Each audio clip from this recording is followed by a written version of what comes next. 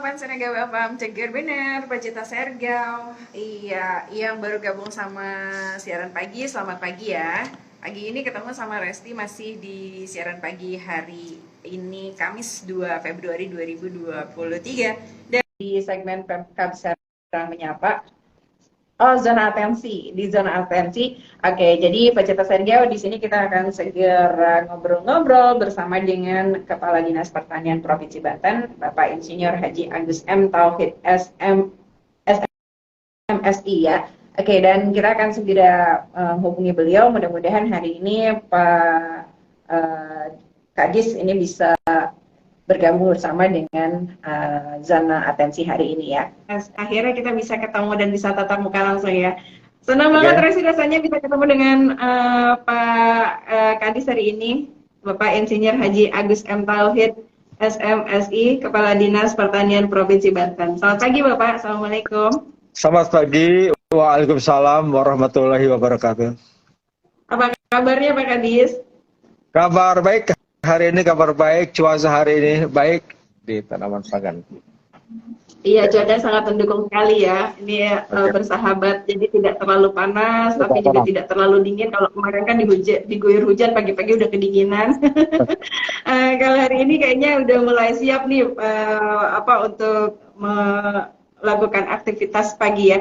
Ini Pak Kadis, kita akan ngobrol tentang terancam gagal panen akibat cuaca buruk ini di Stan Banten, siapkan cadangan benih daerah secara gratis. Tapi sebelum sampai ke tema yang kita angkat ini, mungkin Pak Kadis bisa menginformasikan kepada kita nih awal tahun ini kegiatan apa saja sih yang menjadi concern di Stan Banten, Pak?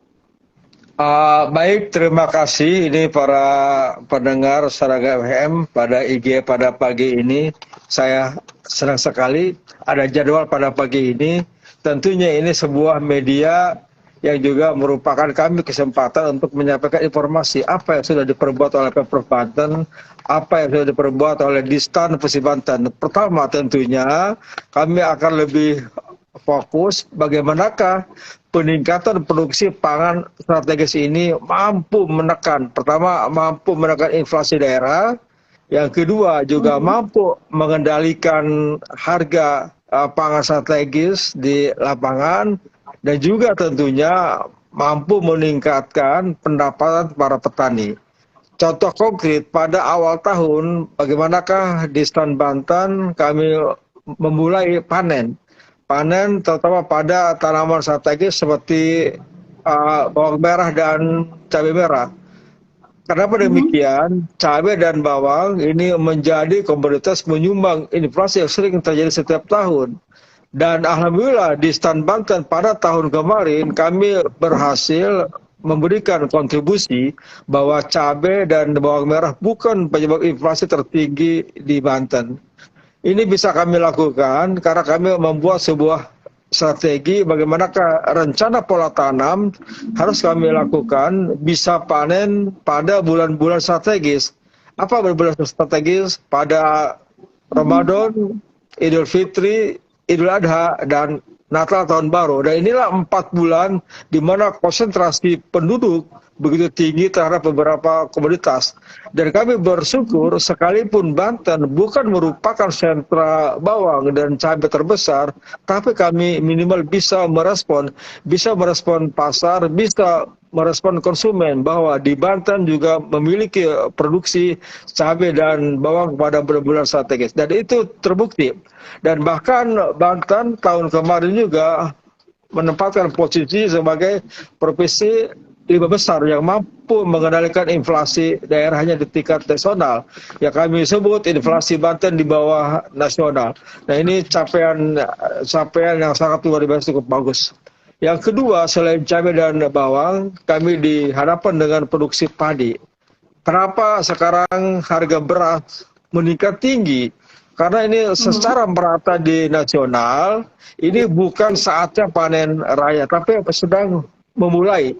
Dan kami pastikan Banten pada minggu depan sudah memulai panen padi, dan puncak panen raya padi akan terjadi pada bulan Maret, bulan depan, dan mudah-mudahan insya Allah bisa kami pastikan suplai beras ke pasar lokal mulai nanti bulan depan, dan kami berharap pada akhir atau pertengahan bulan ini Februari harga beras di Banten bisa kembali pada posisi normal karena sebagian wilayah di Banten sudah mulai panen.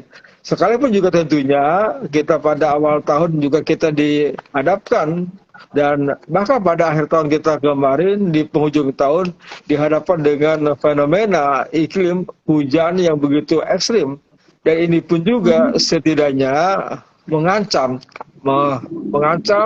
kerugian para petani Banten. Tapi secara global keseluruhan di sini bencana di sini tidak mengakibatkan tidak terganggunya ketahanan pangan di Banten, tapi kami juga di sini menyoroti bagaimanakah mitigasi kami kepada petani secara kelompok yang mengalami gagal panen itu harus kami lindungi.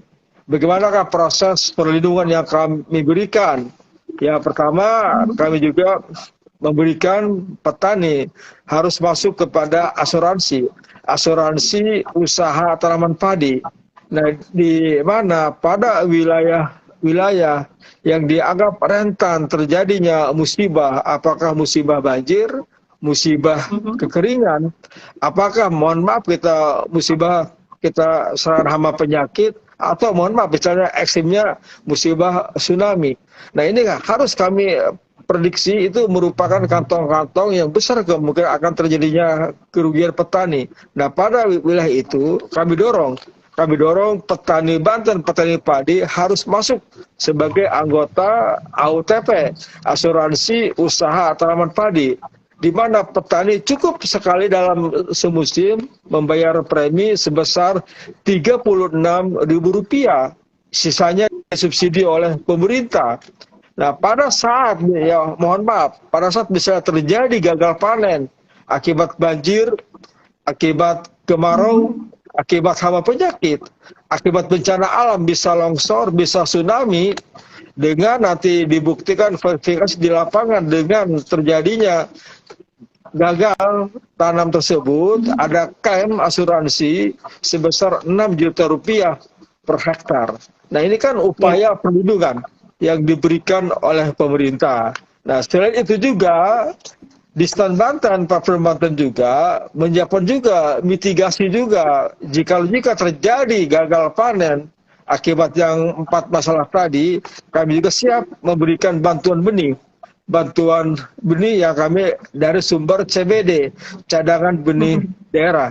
Nah, inilah upaya-upaya mitigasi dari Pemprov Banten yang kami berikan kepada petani. Intinya bagaimanakah petani cepat pulih di saat mereka menghadapi kegagalan akibat bencana alam. Nah, kalau kami tidak cepat hadir, ya kami khawatir ini akan mengganggu daya beli petani Banten. Demikian, terima kasih. Iya, ini kan Provinsi Banten ini punya 4 daerah lumbung padi andalan ya. Ini daerah Kabupaten Serang, Pandeglang, Lebak, dan Tangerang kalau nggak salah. Betul ya, Pak? Betul sekali ya. Betul. Ya. Nah, ini di awal tahun ini ada berapa hektar di wilayah Banten yang akan memasuki masa panen, dan untuk daerahnya ini daerah mana saja? Baik, nah kami sebutkan di sini, kami memprediksi panen. Pada prediksi panen pertama di bulan Januari kemarin, itu yang panen tertinggi ada di Pandeglang 11.164, yang sama-sama juga kami sudah melakukan panen bersama dengan Pak Pajegub, bersama dengan Bupati Pandeglang Ibu Irna, juga bersama dengan Dirjen Tanaman Pangan. Juga yang terbesar yang kedua di Kabupaten Lebak itu 7.683 hektar, dan di Kabupaten Serang 5.715 hektar, serta Kabupaten Tangerang 2.093. Tapi tidak meninggalkan juga ada juga Kota Serang di bulan kemarin panen 681 hektar dan Kota Cilegon 25 hektar, sehingga total kemarin yang panen itu 27.361 hektar. Nah, yang sekarang di bulan Februari ini yang akan panen, ya kami prediksi seluas 65.098 hektar. Ini di bulan Februari. Yang tertinggi tetap ada di Pandeglang, yang tertinggi ada di Kabupaten Lebak, seluas 27.301 hektar.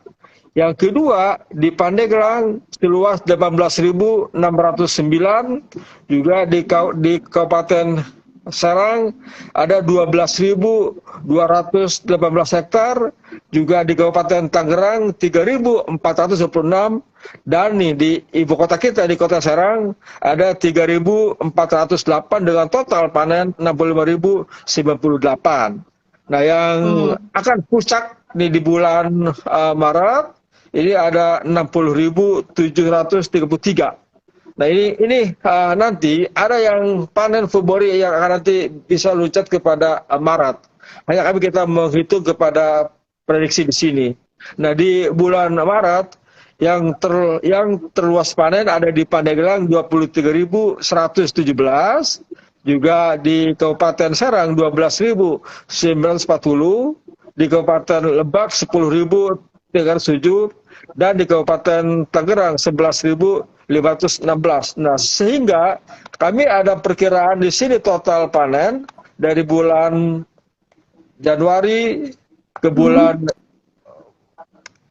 Februari dan juga ke bulan Maret akan ada panen sebanyak 153.192 hektar. Kalau kami asumsikan dengan produksi aja kita yang paling kita minimal itu mencapai 5 ton, ini akan menghasilkan padi kering panen 765.960 ton gabah kering panen. Nah, kalau kami asumsikan luas panen yang tadi yang 153.000 dengan hasil 5 ton aja kita, 5 ton akan menghasilkan gabah kering panen 765.960. Nah, sehingga kalau kami konversikan aja kepada beras, ini akan menghasilkan beras sebanyak 400.000 ton kita pada kumulatif Januari sampai dengan Maret. Dan insya Allah ini mudah-mudahan produksi padi yang begitu besar sampai dengan bulan Maret, kami berharap secara ekosistem pembelian gabah bisa kembali untuk Banten, untuk cadangan Banten. Makanya apa? Kami berharap panen-panen padi di wilayah Banten, baik di Tangerang, Serang, Lebak, dengan Pandeglang tidak banyak keluar Banten. Nah, ini mudah-mudahan untuk bisa memperkuat, untuk bisa membuka suplai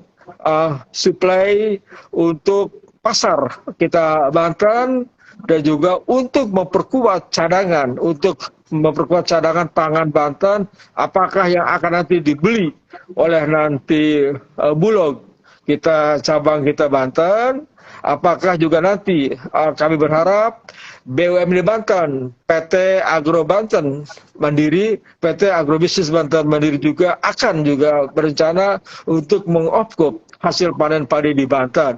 Nah, dengan adanya ekosistem seperti itu, berarti perputaran uang, perputaran juga gabah untuk memperkuat perekonomian Banten. Tapi kalau semua, mohon maaf, misalnya lari keluar Banten, ini akan sedikit mengancam harga beras di Banten akan mahal.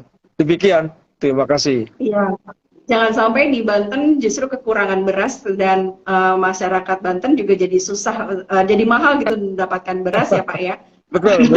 Jadi sudah diantisipasi. Baik, ini terkait dengan cuaca yang masih potensi hujan di Banten nih, terutama di 3 daerah. Ini terancam gagal panen. Ini daerahnya mana saja nih Pak? Baik, terima kasih. Nah, sekarang perkembangan yang terjadi bukan di 3 daerah, tapi sudah merambah ke 4 kita daerah. yaitu Kabupaten Pandeglang, Kabupaten Lebak, Kabupaten Serang, dan Kabupaten Tangerang. Dan bahkan ada sedikit di Kota Serang. Nah, kalau kami boleh menyebut per masing-masing wilayah, biar para pendengar Serangga FM bisa lebih tahu. Pertama, ini di Kabupaten Pandeglang. Nah, di Kabupaten Pandeglang kondisi sampai dengan kita minggu pertama ini di bulan Januari ini, di Kabupaten Pandeglang yang terkena yang paling besar sekali sebanyak 3.869,5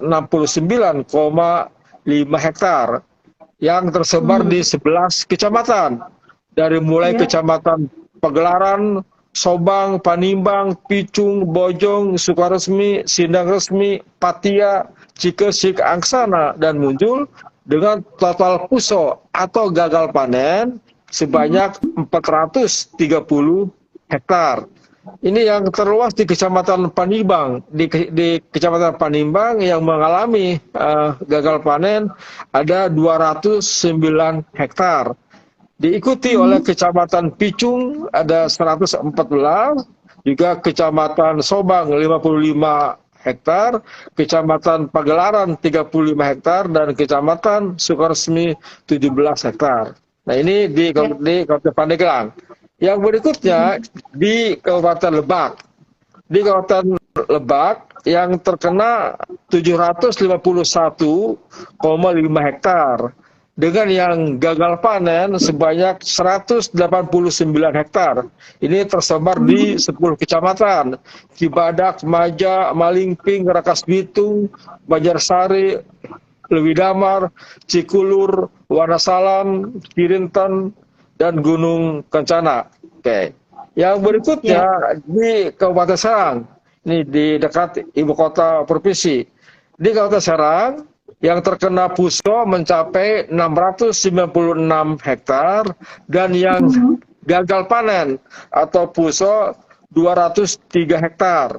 Nah, yang terkena ini dari mulai Kecamatan Tunjung Teja, Kopo, Jawilan, Cikesal, Cikande, Carenang, Pamarayan,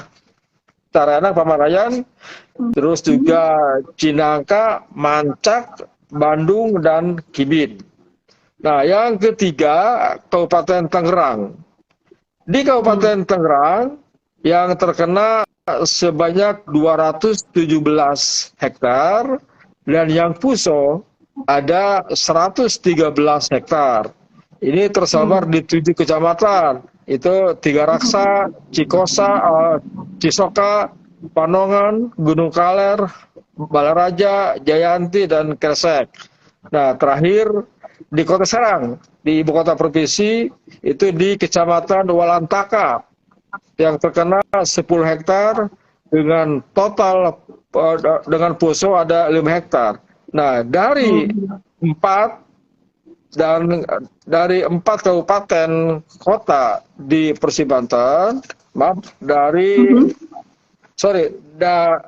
4 plus 1 Kota Serang sampai dengan minggu pertama bulan Januari, minggu pertama bulan Februari ini yang mengalami puso seluas 940 hektar dengan total yang terkena. Yang terkena itu 5.544 hektar. Nah, diasumsikan tolong biar kita paham semua bersama, yang terkena di sini belum tentu puso. Nah, yang terkena 5.544 hektar. Nah, dari angka itu yang mengalami betul-betul gagal panen seluas 940 hektar. Nah, mudah-mudahan sisanya itu airnya turut dan kembali pertanaman bisa kembali pulih. Ya, kami juga kalau secara keseluruhan angka ini jauh lebih kecil dibandingkan dengan fenomena 4-3 tahun yang terdahulu, di mana puso juga bisa menyentuh pada angka 5.000 hektar. Nah, untuk tahun ini ya bersyukur ada upaya-upaya mitigasi awal kami kepada para petani, di mana mitigasi awal kita di situ pola tanam, percepatan tanam untuk menghindari tanaman bisa tahan kuat kita menghadapi kita banjir, dan bersyukur para kelompok tani di seluruh Provinsi Banten melalui bantuan dukungan para penyuluh pertanian lapangan atau PPL di tingkat BPP sampai ke tingkat desa mengadakan sosialisasi kepada para kelompok tani untuk percepatan tanam pola tanam untuk menghindari anomali iklim yang terjadi. Itu upaya-upaya yang kami lakukan untuk menghindari kegagalan panen yang lebih besar. Demikian. Ya. Sedih rasanya ya Pak mendengar kalau ada daerah-daerah yang mengalami gagal panen seperti ini. Tadi dikatakan oleh Bapak untuk mengantisipasi kerugian ya para petani gagal panen ini dan juga memberikan perlindungan dengan memberikan asuransi. Nah, tadi asuransi sudah dibahas, tapi kalau untuk mengantisipasi kerugian petani gagal panen, nah ini belum dibahas secara detail. Apa yang dilakukan untuk para petani ini Pak, untuk mengantisipasi kerugian para petani yang gagal untuk panen? Baik, yang kita kerugian akibat gagal panen, tentunya harapan dari pemerintah, dari Pemprov Banten, intinya petani cepat pulih. Jadi petani cepat pulih, karena kata pulih di sini nuansanya besar sekali. Pertama akan mempengaruhi kepada daya beli petani, dan juga tentunya secara mikro juga akan mempengaruhi cadangan pangan di tingkat keluarganya. Nah, sehingga kami pertama dari Distan, yang saya tadi katakan, melakukan mitigasi melalui bantuan benih. Bantuan benih di sini tentunya biar mereka cepat pulih kita kembali. Ya, untuk bisa. Jadi petani diberi benih ya Pak ya? Betul, kita berikan benih 1 hektar 25 kilo. Nah, kecuali untuk mereka yang betul-betul masuk sebagai anggota asuransi usaha tani dengan klaim asuransi dari Jasindo sebesar 6 juta rupiah, ini akan membantu mereka untuk bergerak cepat pulih kembali. Oke. Kecuali hal yang lain untuk pasca bencana, nanti akan coba saya koordinasikan dengan teman-teman di Dinas Ketahanan Pangan. Banten memiliki cadangan pangan. Banten memiliki cadangan pangan pemerintah untuk pasca bencana. Itu nanti bisa kami sampaikan ke Dinas Ketahanan Pangan supaya betul-betul kelompok tani yang terpapar yang PUSO ini juga akan mendapatkan bantuan beras oleh Pemprov Banten melalui Dinas Ketahanan Pangan, seperti itu. Untuk pemberian benih, cadangan benih ini diperoleh oleh para petani dengan gratis ya Pak? Dan bagaimana? Insya Allah kami pastikan itu gratis. Kami pastikan gratis, diterima oleh kelompok tani melalui proses dari awal dari Dinas Kabupaten Kota menyampaikan data kepada kami di tingkat provinsi dengan by name, by address-nya, dengan berita acara gagal panen. Nanti di situ petugas kami dari Balai Benih dan Perlindungan Tanaman akan melakukan verifikasi di tingkat lapangan.